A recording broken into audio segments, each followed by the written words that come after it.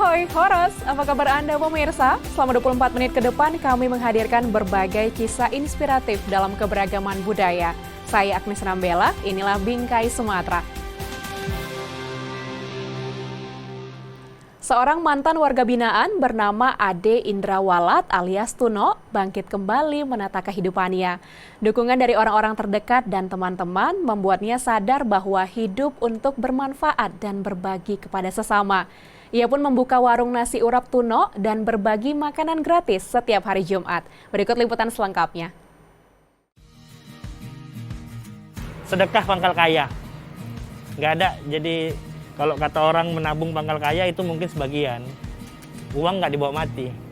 Cuman inilah tabungan kita nanti untuk di akhirat.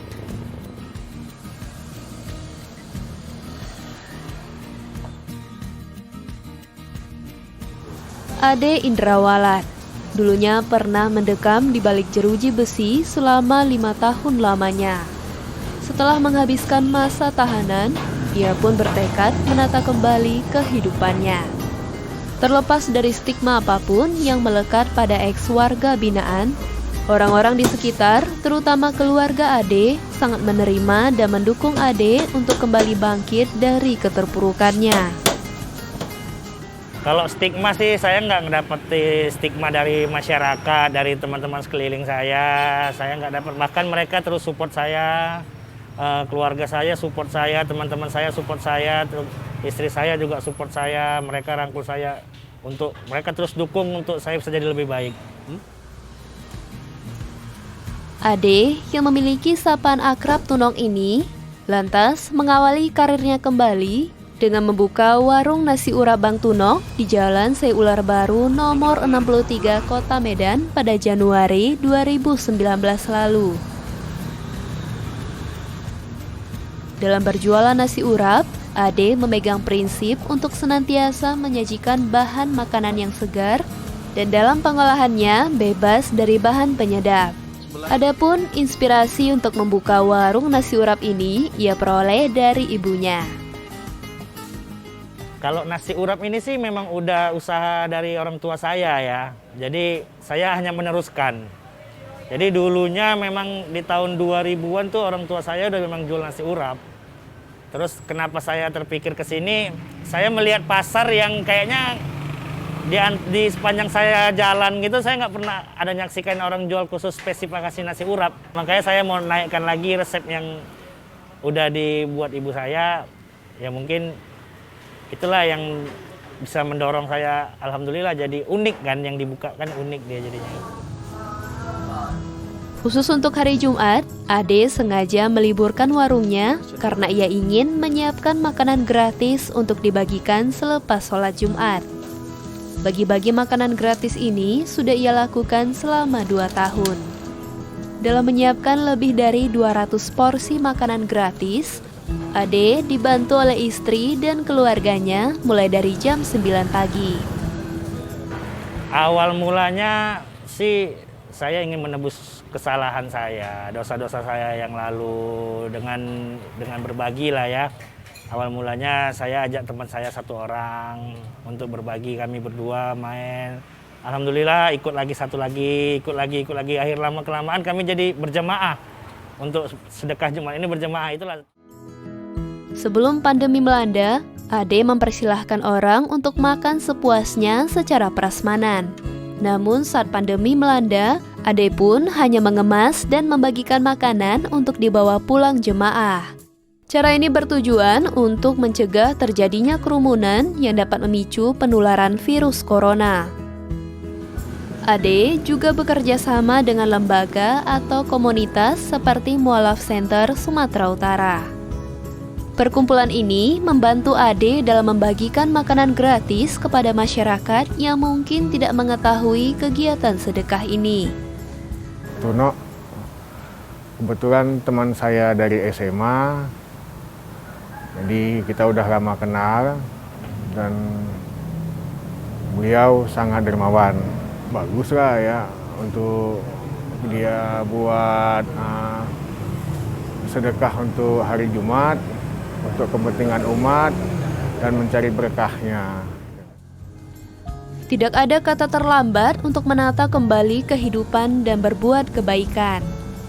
Semoga semangat Ade untuk bangkit dan berbagi bisa menginspirasi dan menggerakkan hati banyak orang untuk melakukan hal yang sama.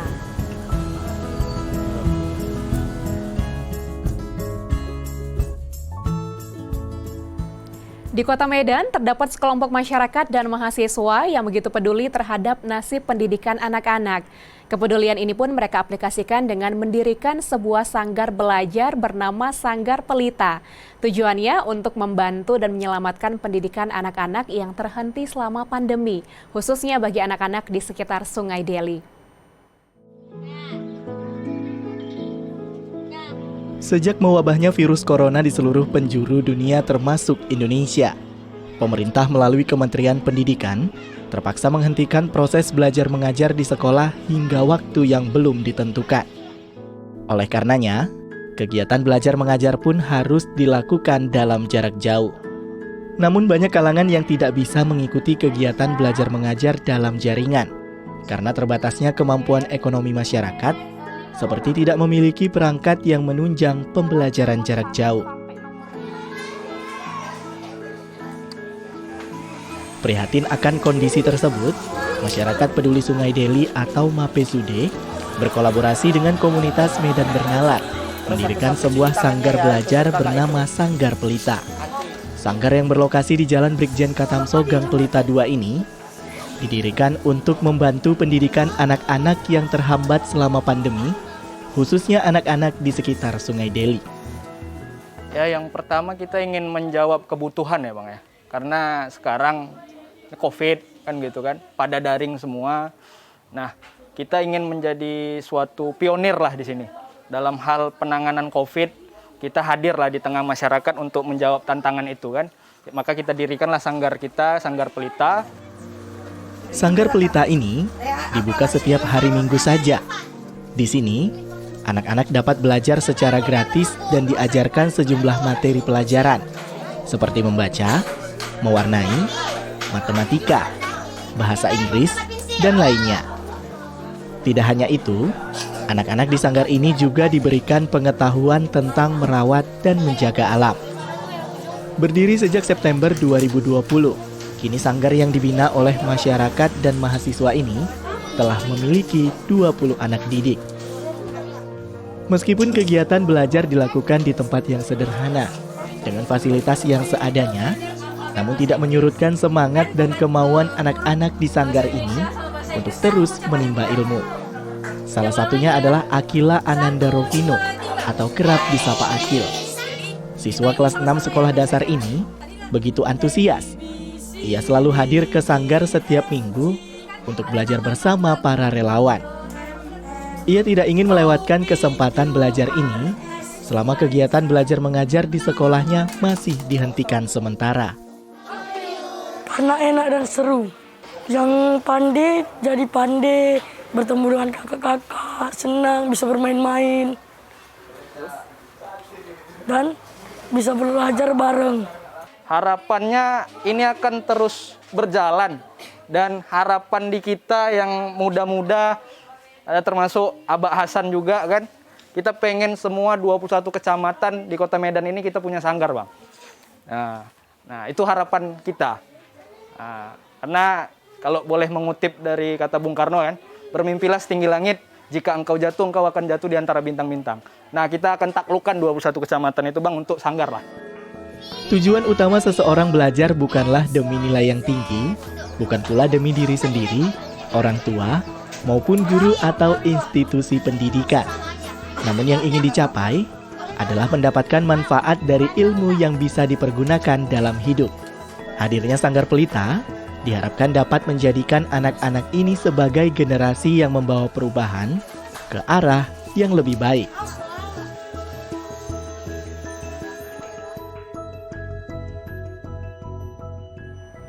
Simelu punya reputasi sebagai daerah yang rawan gempa dan tsunami.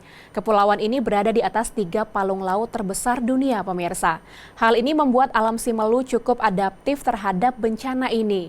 Nah, ada kearifan lokal yang menakjubkan dari masyarakat Simelu. Linon dan Smong, begitulah mereka mengenal nama gempa dan tsunami. Ini mereka kenal dari tuturan kisah leluhur mereka yang diwarisi hingga kini. Di tengah luas Samudra Hindia, teguh berdiri sebuah kepulauan berjarak sekitar 105 mil dari lepas pantai barat Aceh. Memiliki garis pantai sejauh 400 km dan dikepung 41 gugusan pulau. Kepulauan Simelu namanya. Dengan titik ketinggian daratan berkisar antara 0 hingga 600 meter di atas permukaan laut. Simelu berada di persimpangan 3 palung laut dunia, yaitu pertemuan lempeng Asia, Australia, dan Samudra Hindia. Hal ini menyebabkan Simelu sangat rawan terhadap bencana gempa dan tsunami.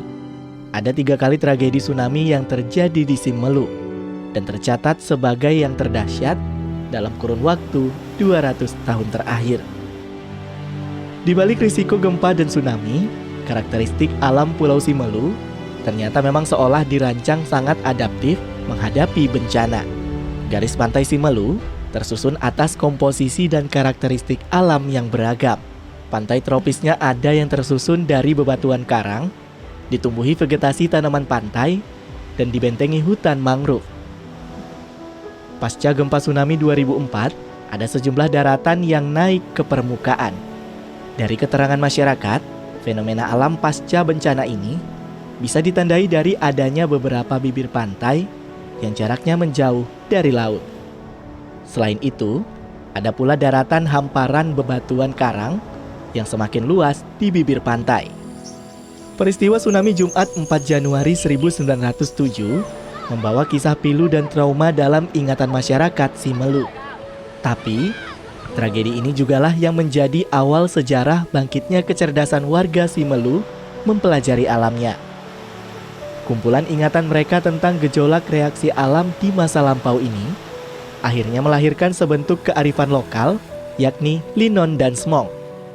Linon diartikan sebagai gempa bumi, dan Smong adalah tsunami. 2 kosakata ini diambil dari bahasa Devayan, salah satu bahasa lokal Simelu. Warga Simelu juga meyakini dalam rentang waktu 100 tahun Smong akan kembali terjadi. Mereka belajar, mereka memahami, ketika Linon mengguncang, maka akan ada jeda waktu 15 hingga 20 menit untuk berlari ke tempat yang tinggi. Oleh karena itu dalam kesehariannya sering dihadapi, artinya secara filosofi bahwa memang kita tidak perlu takut dengan keberadaan tsunami. Kita tidak perlu takut dengan adanya gempa. Memang tempat tinggal kita memang demikianlah adanya, sudah ditakdirkan. Memang kalau kita lihat sepintas lalu memang seperti orang ya biasa-biasa aja kearifan ini. Tapi setelah berapa kali kita lihat kejadian yang nyaris, yang ada tsunami, yang nyaris ada tsunami atau gempanya yang paling kuat, tetap orang secara spontan berlari dengan menyebutkan Smong.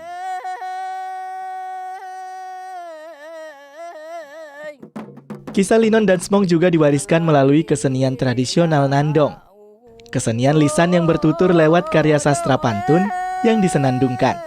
Jurnaidin meluruskan, banyak media dan tulisan terlalu menggelembungkan kisah antara Smong dengan Nandong. Faktanya, Nandong sebenarnya bukanlah kesenian yang bercerita soal Linon dan Smong.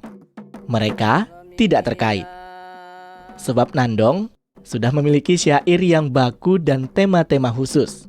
Hanya saja, sejak 2015, Nandong mulai dijadikan sebagai media transfer pengetahuan dan nilai luhur tentang kisah Linon dan Smong sebagai bentuk pelestarian.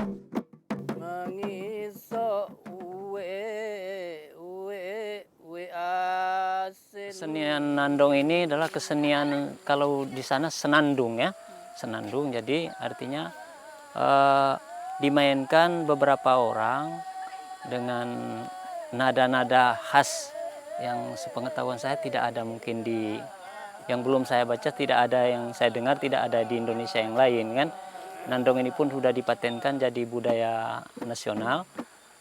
Dan nandong ini berbalas-balas pantun. Pantunnya pun ada berbagai macam ya. Kisah Linon dan Smong dari Pulau Simelu telah mencuri perhatian dunia. Rantai ingatan bencana di masa lalu terus terhubung dan diwarisi hingga kini. Simelu menjadi bukti bahwa kearifan lokal mampu menyelamatkan puluhan ribu nyawa populasi Simelu yang hidup sampai hari ini.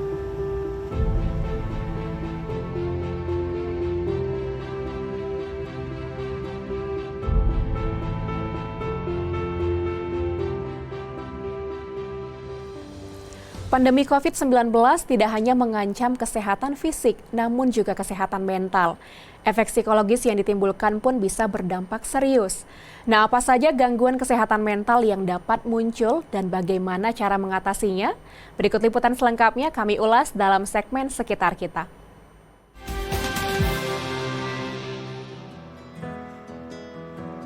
Karena bagaimanapun kesehatan mental itu adalah tanggung jawab diri kita sendiri dan kita harus aware dengan kesehatan mental kita. Sudah lebih dari 1 tahun, Indonesia berjuang menghadapi pandemi COVID-19. Mulai dari memulihkan kembali sektor ekonomi yang sempat terguncang, menerapkan pembelajaran jarak jauh, hingga membentuk kekebalan kelompok lewat vaksinasi. Pandemi COVID-19 tidak hanya membawa pengaruh yang signifikan dalam berbagai sektor kehidupan, namun juga membawa pengaruh bagi kesehatan mental. Perasaan saya pas pandemi ini, yang pertama itu pasti khawatir, cemas juga. Yang jelasnya risau ya, cemas. Saat pandemi kayak gini, yang pastinya sedih ya Kak.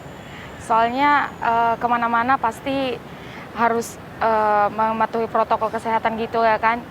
Otomatis nggak bebas gitu, mau kemana-mana gitu.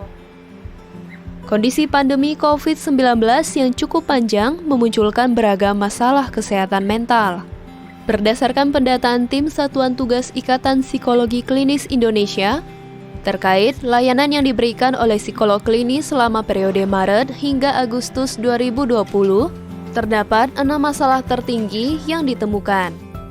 Di antaranya, masalah belajar sebanyak 27,2%, keluhan stres sebanyak 23,9%, keluhan kecemasan dengan persentasi 18,9%, keluhan mood swing sebanyak 9,1%, gangguan kecemasan sebesar 8,8%, dan keluhan somatis sebanyak 4,7%.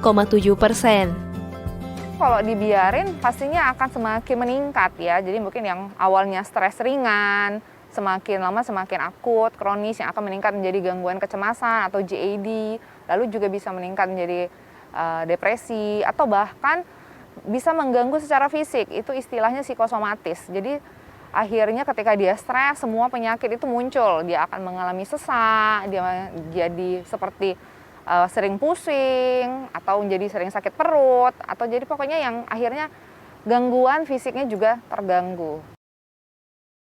Tidak hanya mengganggu secara fisik, gangguan pada kesehatan mental juga dapat mempengaruhi sistem kekebalan tubuh. Pada tahun 2004, Susan Segerstrom dari Universitas Kentucky dan Gregory Miller dari Universitas British Columbia melakukan meta-analisis terhadap hampir 300 studi tentang stres dan kesehatan. Hasil meta-analisis mereka menunjukkan bahwa stres dalam jangka panjang atau kronis dapat merusak sistem kekebalan tubuh. Padahal kekebalan tubuh sangat diperlukan terutama dalam menghadapi pandemi COVID-19. Peran kesehatan yang vital ini tidak hanya dibutuhkan oleh orang yang sehat, namun juga diperlukan oleh orang yang terpapar virus COVID-19. Martin Sitepu adalah satu di antara sekian banyak orang yang pernah terinfeksi COVID-19. Ia terpapar COVID pada tanggal 4 Januari lalu. Selama menjalani opname di ruang ICU RS Marta Friska hingga dinyatakan negatif dan pulang ke rumah, ia sempat mengalami momen yang mempengaruhi kesehatan mentalnya. saya langsung stres karena ya dalam pikiran saya, karena kalau kena COVID itu pasti meninggal. 27 Januari saya pulang, udah itu 3 hari kemudian kami coba buka toko. Memang tetangga tidak mau dekat. Nah, jadi memang efek COVID itu seolah-olah kami ini seperti sakit apa ya, sakit yang hina gitu. Padahal sebenarnya enggak lah. Meski harus berjuang untuk pulih kembali setelah berada di titik kritis dan menghadapi stigma dari masyarakat, Martin tidak sendiri. Penyintas COVID-19 ini mendapat dukungan moral dari orang-orang terdekatnya seperti keluarga dan komunitas gereja. Sehingga dengan dukungan itu, ia bisa semangat untuk pulih kembali secara fisik dan mental.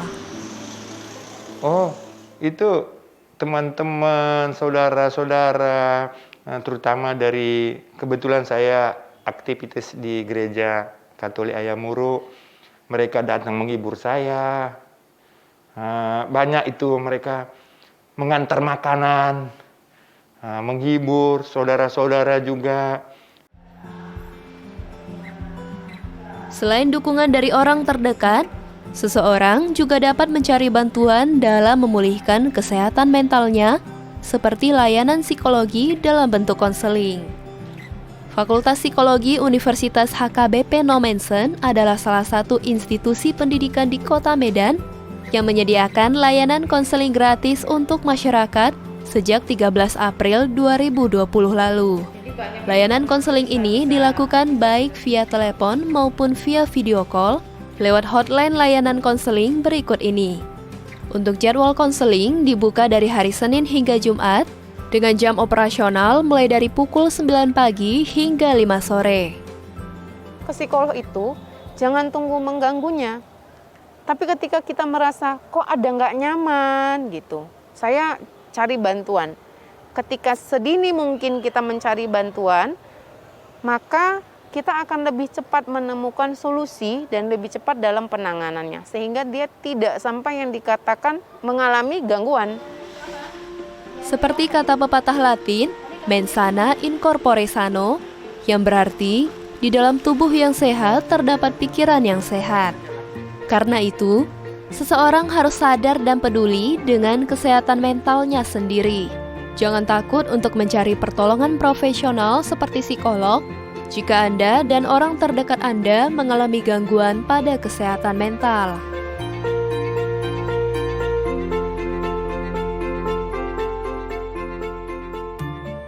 Sekian program Bingkai Sumatera, saya Agnes Nambela pamit. Jaga diri Anda dengan menerapkan protokol kesehatan dan tetap semangat menyebarkan kebaikan. Sampai jumpa.